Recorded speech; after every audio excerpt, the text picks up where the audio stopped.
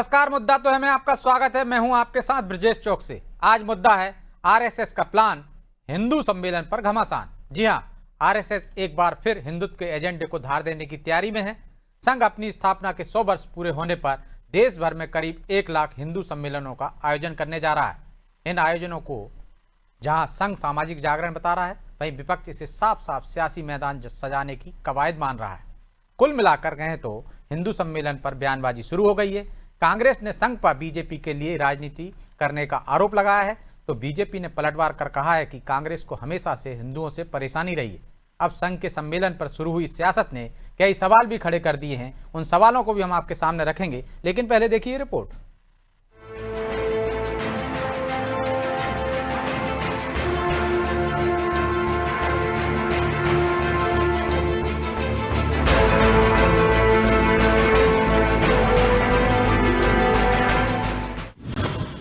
हिंदुत्व के मुद्दे को फिर धार देगा संघ।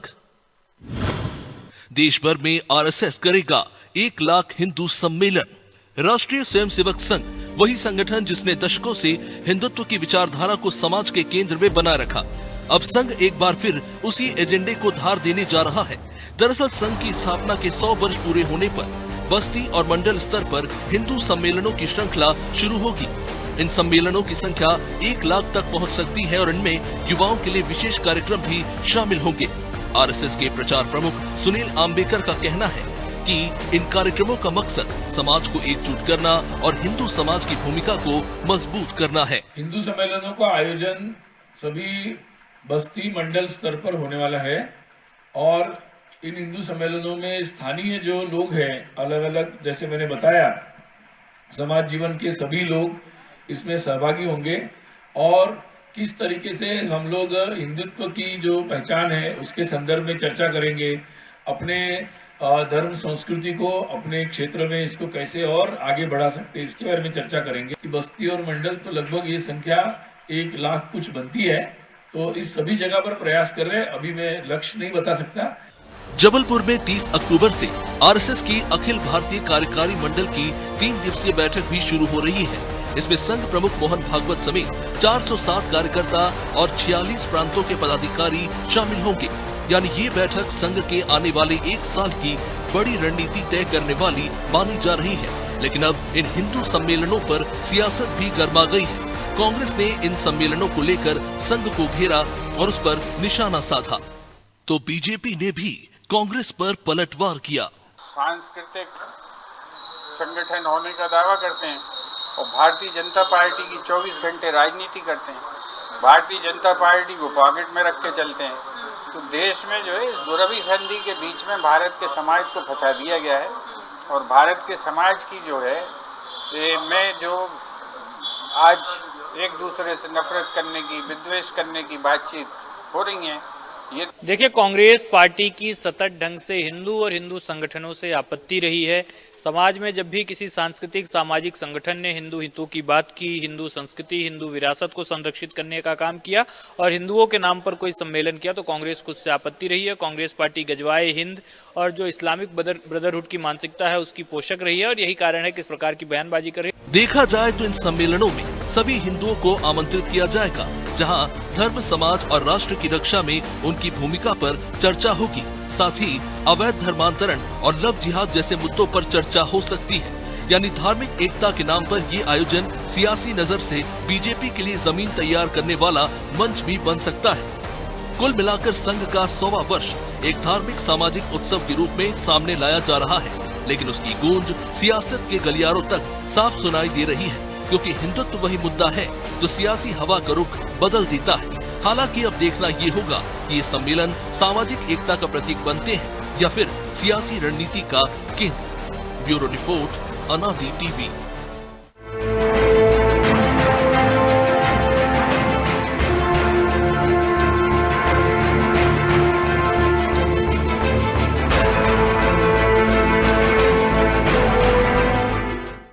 इस मुद्दे पर चर्चा शुरू करें उससे पहले वो सवाल जो जरूरी हैं। पहला सवाल, कांग्रेस को आरएसएस के हिंदू सम्मेलन से आपत्ति क्यों है? दूसरा सवाल, आरएसएस का हिंदू सम्मेलन करने के पीछे क्या मकसद है? तीसरा सवाल, क्या आरएसएस का हिंदू सम्मेलन बीजेपी के लिए फायदेमंद साबित होगा?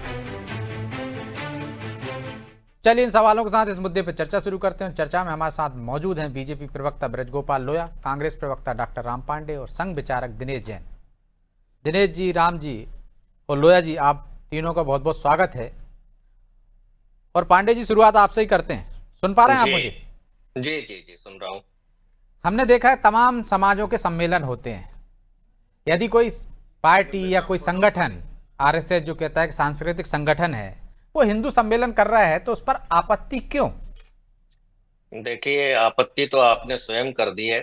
आपकी स्क्रीन पर लिखा आ रहा है कि इससे बीजेपी को फायदा होगा क्या।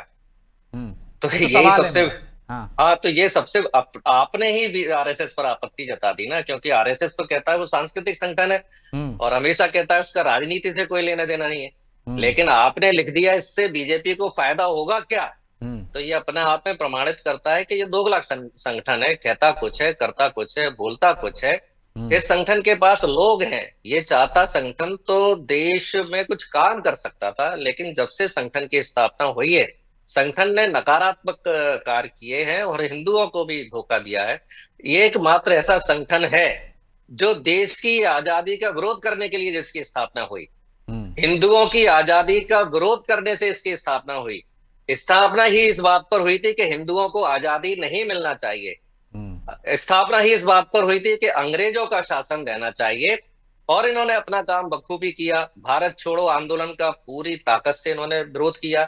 नेताजी सुभाष चंद्र बोस की जो आजाद हिंद सेना में जो हिंदू जा रहे थे, उनको जाने से इन्होंने रोका कि नहीं, सुभाष चंद्र बोस जी की सेना में नहीं जाना चाहिए। इन्होंने भगत सिंह का साथ नहीं दिया और जब आजादी मिल गई तो इन्होंने संविधान को जलाया, संविधान की प्रतियां जलाई, कहा मनुस्मृति लागू होना चाहिए जिसमें वर्णाश्रम है, छुआछूत है, दलित को दलित समझा जाए, ओबीसी को ओबीसी समझा जाए, पिछड़े को पिछड़ा समझा जाए। तो मनुस्मृति तो वर्णाश्रम का समर्थन करती है, मनुस्मृति महिलाओं का विरोध करती है। इन्होंने राष्ट्र के प्रति लेकिन अब तो समाज, सभी समाजों को साथ लेकर सम्मेलन कर रहे हैं ना, उसमें सांस्कृतिक बात करेंगे, आगे क्या कर सकते हैं उस पर बात करेंगे, धर्म की बात करेंगे, संस्कृति की बात करेंगे। तो बीती तारीख विसार दो, आगे की सुध लो। अरे कल ही हिंदुओं को हथकड़ियां लगाकर अमेरिका ने भेजा है, कहां बोला है इन्होंने कुछ भी। ये तो मोदी के दोस्त ने हथकड़ियां लगा के, ये तो कल की बात है। और उसके पहले भी 4 बार हिंदुओं को हथकड़ियां लगाकर भेजा गया है। तो ये कहां हिंदुओं के समर्थन में खड़े हो रहे हैं। कुछ तो बोलना चाहिए ना कि भाई अमेरिका की हिम्मत कैसे हो गई कि हिंदुओं का H1B वीजा अमेरिका रद्द कर रहा है, हिंदुओं पे अमेरिका 50% टैरिफ लगा रहा है। ये तो लेटेस्ट बात है ना। मणिपुर में हिंदुओं पर अत्याचार हो रहा है, ये तो लेटेस्ट है ना। छिंदवाड़ा में 25 हिंदू बच्चे कप सिरप पीने से मर गए। कोई गया आरएसएस का कार्यकर्ता वहां? एक भी नहीं गया। इंदौर में 2 बच्चियों को चूहे के कुतरने से मृत्यु हो गई। आरएसएस का काम सांस्कृतिक काम करना है ना, मतलब तो सरकार का काम होगा, विपक्ष जाए बीजेपी जाए, वो तो अपना काम कर रहे हैं, धर्म की बात कर रहे हैं, संस्कृति की बात कर रहे हैं। तो इस सम्मेलन पर आपत्ति क्यों? ये तमाम चीजें आपकी, चलिए मान ली, इस सम्मेलन में ऐसा क्या लग रहा है जिससे आपको होता है नुकसान होगा? तो ये राजनीतिक संगठन है, सांस्कृतिक नहीं है, ये धोखा देता है ये संगठन। चलिए जवाब ले लेता हूं। दिनेश जी, वो कह रहे हैं दोगला संगठन है, राजनीति करता है लेकिन सांस्कृतिक संगठन बताता है खुद को, और वो बीजेपी को फायदा पहुंचाने के लिए इस तरह के हथकंडे अपनाते हैं, नकारात्मक काम करते हैं, समाज में विघटन फैलाना चाहता है आरएसएस।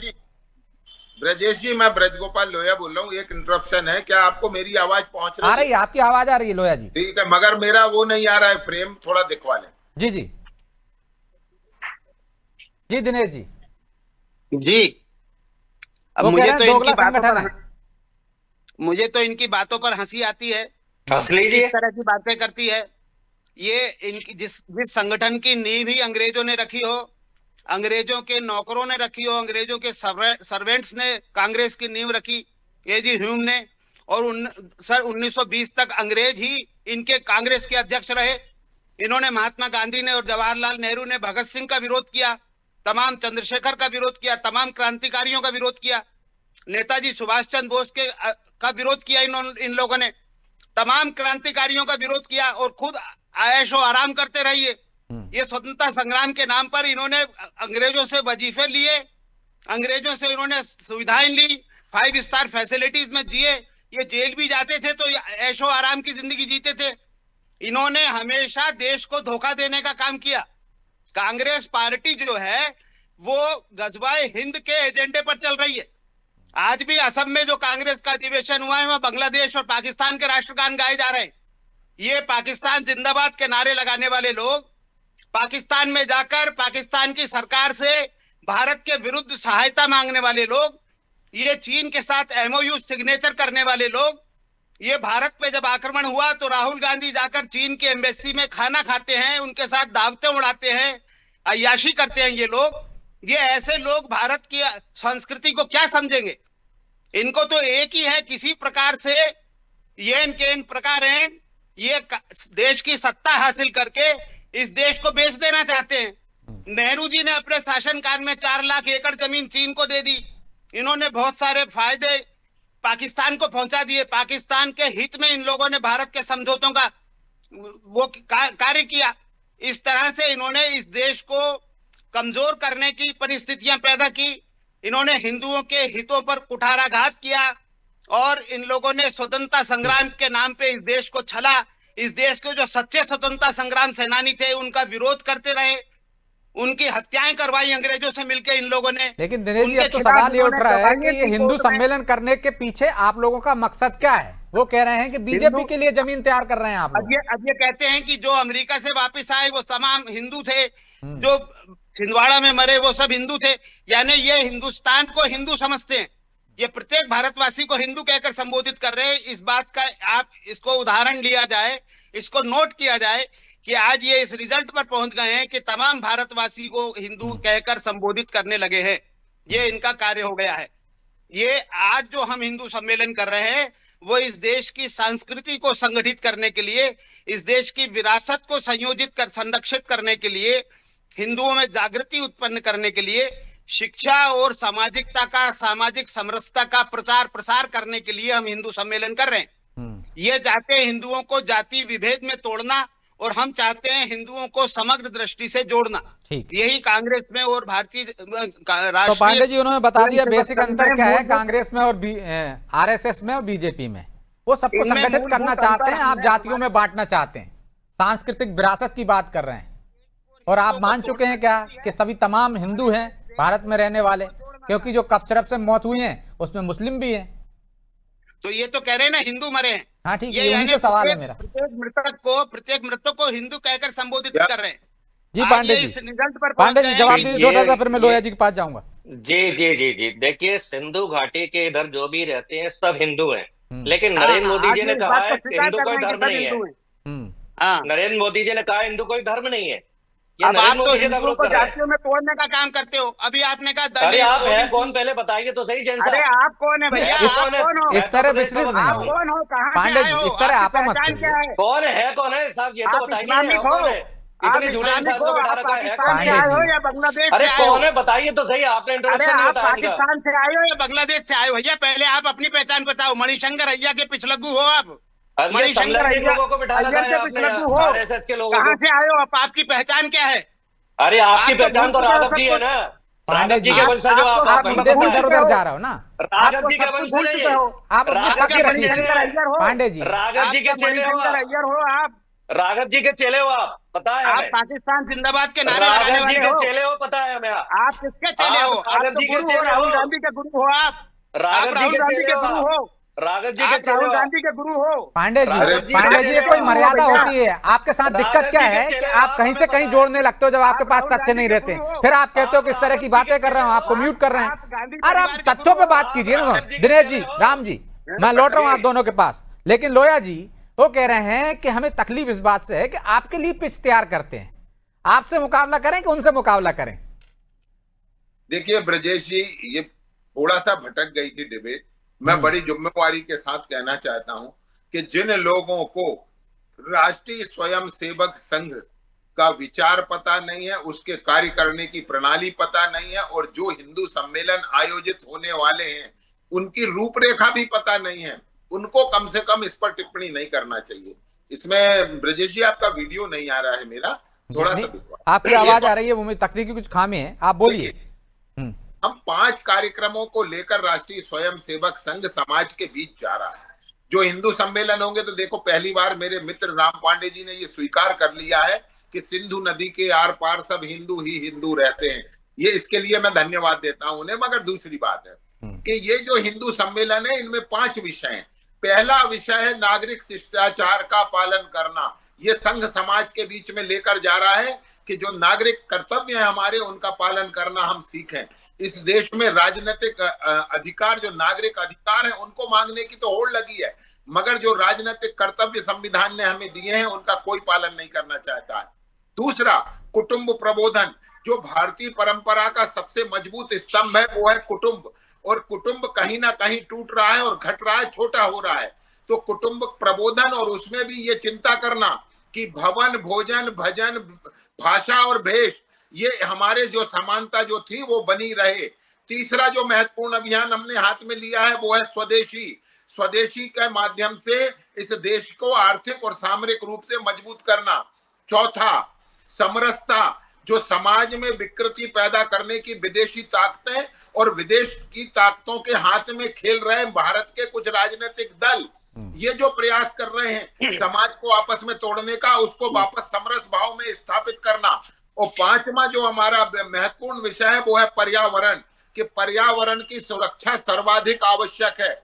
इन 5 विषय को लेकर संघ अपने शताब्दी वर्ष में जा रहा है, और मुझे लगता है कि किसी भी व्यक्ति को उसके इस काम में अगर कोई ऐतराज है तो उसको सार्वजनिक रूप से कहना चाहिए कि नहीं, हम नागरिक कर्तव्यों का बोध नहीं करना चाहते, हम पर्यावरण का संरक्षण नहीं करना चाहते, हम स्वदेशी नहीं अपनाना चाहते, हम जो कुटुंब है उसमें नहीं रहना चाहते। तो देखिए, मैं बड़ा विनम्रता से आग्रह करता हूं कि कुछ बातों को केवल चर्चा में समाप्त नहीं करना, मगर जो आपने कहा था राम पांडे जी, उसमें 2-3 बातों का जरूर उत्तर देना चाहूंगा। कि आप कह रहे थे, वैसे दिनेश जी ने आपको बता दिया है कि 1920 तक कोई भारतीय इसका अध्यक्ष नहीं रहा, इसके बाद भी यदि उसे आप अपना मातृ संगठन मानते हैं तो ये आपको मुबारक हो, मगर राष्ट्रीय स्वयंसेवक संघ पर उंगली मत उठाइए, क्योंकि वही राष्ट्रीय स्वयंसेवक संघ ऐसा कोई आंदोलन नहीं था जिस आंदोलन में शामिल ना हुआ हो स्वतंत्रता के पूर्व और स्वतंत्रता के पश्चात। हम ही है वो 1962 के भारत चीन युद्ध में राशन और रसद पहुंचाने का काम हमने चीन की बॉर्डर तक किया है। वही राष्ट्रीय स्वयंसेवक संघ है जिसे प्रधानमंत्री तब के जवाहरलाल नेहरू ने 1964 में जिस राजमार्ग पर सेनाओं के जवान परेड करते हैं, उनके साथ परेड करने का अधिकार अगर किसी को मिला है तो राष्ट्रीय स्वयंसेवक संघ के कार्यकर्ताओं को मिला है। ये वही है ना जिनको शास्त्री जी ने बुलाकर कहा था कि आप दिल्ली की ट्रैफिक व्यवस्था संभालिए, ये वही आरएसएस है ना। आज दुर्भाग्य इस बात का है कि आज के जो कांग्रेस पार्टी के हमारे सम्मानित साथी होते हैं, उन्हें अपने नेताओं के किए काम पता नहीं है। उन्हें यह भी नहीं पता कि किस तरह महात्मा गांधी उनकी तारीफ करते हैं, किस तरह डॉक्टर भीमराव अंबेडकर जी उनकी तारीफ करते हैं, किस तरह वहां जाकर सरदार पटेल साहब ने बार-बार जाकर 3 बार जाकर, और सरदार पटेल ने तो कांग्रेस के अधिवेशन में यह भी कहा कि आज हम अपेक्षा करते हैं कि राष्ट्रीय स्वयंसेवक संघ के कार्यकर्ता कांग्रेस को ज्वाइन करें, जिससे कि कांग्रेस जिस गंदी विचारधारा में जा रही है उससे हट सके और अच्छे और संस्कार। ठीक है, जवाब ले लेता हूं। पांडे जी, आपके पूर्ववर्ती नेताओं ने आरएसएस का सम्मान किया, परेड तक में शामिल किया, और जिन 5 मुद्दों को लेकर जा रहे हैं उस पर तो आपत्ति नहीं होनी चाहिए ना। यदि वो तो सार्वजनिक सम्मेलन होगा, कुछ गड़बड़ होगी तब आपत्ति लेना चाहिए, लेकिन अभी तो आह्वान ही हो रहा है सम्मेलन करने का और उस पर आपत्ति शुरू। कांग्रेस 6वां मुद्दा फिर चलाते हैं बीच में ये देश को। आ रहा हूं दिनेश जी, आ रहा हूं आपके पास आऊंगा। क्यों बुला रखा है आपने? पूरी डिबेट खराब कर रहे हैं ये। इस तरह नहीं होता। राम जी बोले, अपनी बात रखिए। तो चलिए जैन साहब से बुला लिए, आप ही डिबेट खराब कर रहे हैं। अरे आप डिबेट खराब करते हो भाई, मैं आपको मौका दे, रोक दिया ना मैंने उनको, टोक दिया भाई, टोक दिया। अब आपके पास शब्द हो और तथ्य हो तो बोलिए। आपको आप तय नहीं करोगे पांडे जी कि किसको बुलाना है किसको नहीं बुलाना है, ये हम तय करेंगे भाई। और आपको पहले से पता है कि कौन बैठ रहा है कौन नहीं बैठ रहा है। आप बाइकाट कर देते, आपको इतनी आपत्ति थी तो आपके पास भी पता है ना कौन बैठ रहा है कौन नहीं बैठ रहा है। आप बार बार ये शब्दों का दोहराएंगे नहीं कि कौन को बुला लेते हैं कौन को नहीं बुलाते। आप अपनी बात रखिए। तुमसे घटिया कौन होगा यार इस देश में? अरे मुंह बंद कर रहा, बहुत मुंह चला रहा है तू। इस बीच में कौन होगा आपसे घटिया? राम मुंह बंद कर इसका फटाफट। पांडे जी, दिनेश जी अपने प्लीज। विचारों से और अपने कार्यों से आपसे घटिया कौन हो सकता है कांग्रेस पार्टी से अरे घटिया? राघव जी के वंशज हो, समझाएंगे तो पता है दुनिया कौन है को, राघव जी? केरल के लड़के ने आत्महत्या कर ली। आपके RSS कोई में केरल कहां से के कहां लड़के पहुंच जाते हो ने पांडे जी, आपके साथ आपने दिक्कत सोशल यही है। रिश्तेदार हुआ आप जो मुद्दे उन पर बात नहीं कर रहे हो, फिर वो आ जाएंगे तंदूर कांड पर, फिर वो आ जाएंगे किस तरह से लड़कियां जला देते हैं आपके यहाँ। हद करते हो आप। मैं अपराध पर डिबेट नहीं कर रहा हूँ, मैं जो मुद्दे है उस पर बात कर रहा हूँ, उस मुद्दे पर बोलिए प्लीज प्लीज। आपको बार बार पांडे राघव जी। जी क्यों याद आ रहे हैं? उनके RSS शिकार के रहे हो क्या? कार्यकर्ता ने आत्महत्या कर ली। आप पांडे जी। शोषण करते हो लड़कों का, अरे पांडे इसलिए जी, RSS में कोई नहीं जाता है। पांडे जी लड़कों का आरएसएस शोषण करते हो आप। कैसी अरे बातें मुद्दे कर रहे पे हो? हैं आपके समाज पास को कुछ खराब बोलने करने को। की बातें कर रहे हो भाई। पांडे जी मुद्दे पर हैं आपके पास, तथ्य हैं अरे कुछ। तो समाज गद्दी और आदमी देश का को मुद्दा विकसित बना आप जो करने बोल की रहे थे बातें उस पर करते हो। बोलिए प्लीज। कुछ तो समझदारी करो तो भाई। जो कुछ 5 पढ़े लिखे मुद्दों हो पर या आ नहीं रहे हो? हैं वो। अनपढ़ हो, अंगूठा छाप हो क्या? अरे मुंह बंद कर, अंगूठा छाप बहुत हो। बकवास कर रहा है, बहुत देर हो गई तुझे। दिनेश जी। मुंह शर्ट बंद पैंट कर। पहन के आ गए भाई। पढ़ना अरे लिखना तुमने सीखे तो हो नहीं? 100 साल पैंट पहनने में लग गए। कुछ पढ़ने लिखना 100 साल सीखे से हो कि चड्डी नहीं? पहन रहे थे, 100 ये साल से शर्ट चड्डी किसने पहन रहे बना दी? थे, 100 साल ये लग गए शर्ट पैंट पहनने में कहाँ से आपको। सीख लिया आपने? 100 साल लग गए पैंट पहनने में। उनसे अच्छे चड्डी पहनी है 100 साल तक आपने, पांडे जी, 100 साल तक चड्डी पहनी है। 100 पांडे जी साल लग आपके गए पास पैंट इसके अलावा पहनने में कुछ है आपको। नहीं है, कुछ तैयारी कर रहे हो आप। सम्मेलन पे क्या होने वाला है उस पर बात कर रहे हैं, आप कहां से कहां पहुंच गए। हमारे बुजुर्ग अरे एक दूसरे का इतिहास बताओगे, आपका इतिहास भी सबको पता है भाई। चिकित्सक के पास जाओ, अपना मानसिक इलाज कराओ भैया। क्या हो गया आपको? अरे लोया जी आपको बोल रहे हैं अपना मानसिक इलाज कराओ। फिर से कह जैन रहा साहब हूं, आपको बोल रहे हैं अपना इलाज कराओ। अरे मैं तुमको बोल रहा हूँ भैया। अरे जैन साहब आपको बोल रहे हैं अपना इलाज कराओ लोया जी। आपके 4 पीढ़ी लोया से जी आए हो मानसिक भाई। इलाज कराओ, ये जैन साहब आपको अरे बोल मैं रहे कहाँ हैं। से आए हो? प्लीज से कह रहा हूँ नड्डा जी ने चलिए माफी चाहता हूं मैं कि समय की बाध्यता भी है, इस चर्चा को यहीं विराम देना होगा। आप तीनों का बहुत बहुत धन्यवाद। तो संघ हिंदू सम्मेलन करने जा रहा है, लेकिन हिंदू सम्मेलन पर आपत्ति क्यों? क्योंकि कांग्रेस को लग रहा है कि यदि वो हिंदू सम्मेलन करेगा तो बीजेपी को फायदा होगा। शायद यही एक दुखती रग है जो उनको डरा रही है, क्योंकि सम्मेलन हो रहा है, सार्वजनिक रूप से होगा, उसमें कुछ ऐसी बेवंशता की बात आएगी, बंटवारे की बात आएगी, कुछ गलत बातें होंगी, तो निश्चित तौर पर तब आपत्ति होना चाहिए। लेकिन सम्मेलन तो तमाम समाज करती है, तमाम समाजें करती हैं, चाहे ब्राह्मण समाज हो, चाहे कलार समाज हो, चाहे लोधा समाज हो, चाहे जैन समाज हो, चाहे पांडे समाज हो, तब तो कांग्रेस को आपत्ति नहीं होती। लेकिन तमाम समाजों को लेकर एक सम्मेलन करने पर आपत्ति क्यों, ये जनता बखूबी जानती है और वही इसका जवाब देगी। बहरहाल मुद्दा तो है, मैं इतना ही, मुझे दीजिए इजाजत और आप देखते रहिए अनादि टीवी। नमस्कार।